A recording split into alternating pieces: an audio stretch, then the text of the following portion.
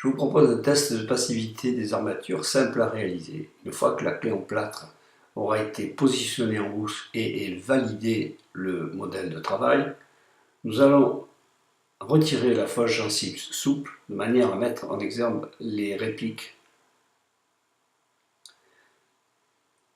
Nous allons positionner une vis dans chaque puits et avec un marqueur indélébile, nous allons faire un trait sur ces vis.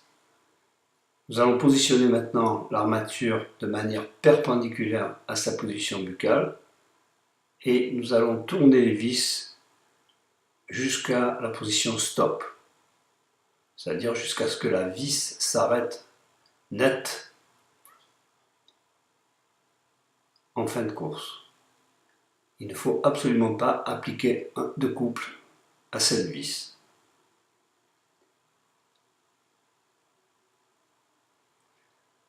Nous allons, à l'aide d'un crayon, reporter la marque noire qui est sur le corps de la vis sur le modèle.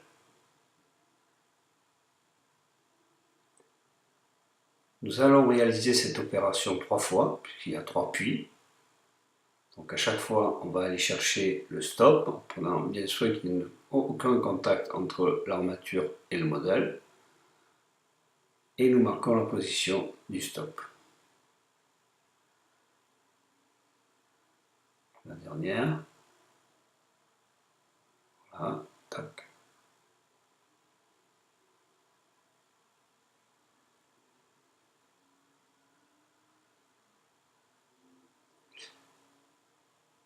Nous mettons maintenant en place l'armature comme elle va l'être en bouche et à l'aide d'une clé dynamométrique, nous allons appliquer le serrage qui est prévu par le fabricant, en l'occurrence 15 Newton/cm. La vis la plus postérieure a été mise en couple et nous allons essayer de retrouver la position stop sur la plus antérieure, la plus éloignée.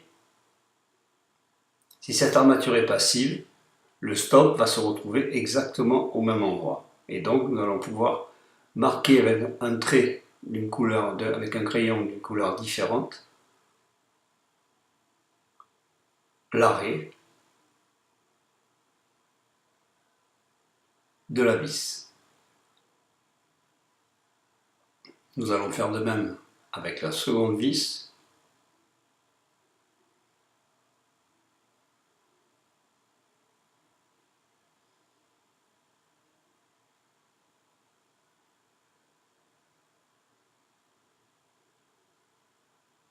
Tac. Et la vis s'arrête de manière très nette. Au-delà de cet arrêt, c'est une mise en couple. Et nous allons reporter le trait noir. Et vous voyez que les deux traits se superposent parfaitement. Dernière opération, nous allons relâcher la vis la plus postérieure.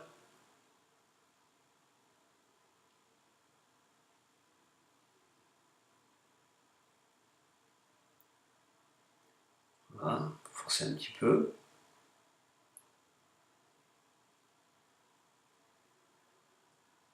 Relâcher la vis par précaution. Amener au stop la vis la plus antérieure.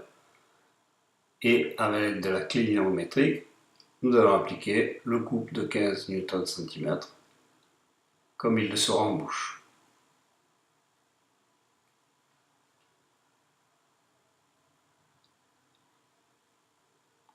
Nous allons maintenant sur la vis la plus postérieure aller chercher le stop. Voilà, tac. On a bien l'image que la vis s'arrête nette et qu'il n'y a absolument pas de mise en couple.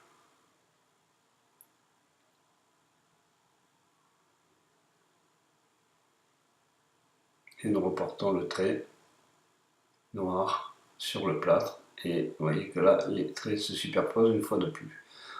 Nous pouvons donc dire que cette armature est passive et que tout va très bien, on peut continuer le travail. Si votre armature n'est pas passive, après avoir mis en couple les vis, soit la plus antérieure, soit la plus postérieure, et aller chercher le stop sur la vis opposée, moment où nous allons chercher le repère noir et où nous allons le reporter sur le modèle, nous apercevrons dans ce cas-là que le trait noir ne se superpose pas du tout avec le trait bleu.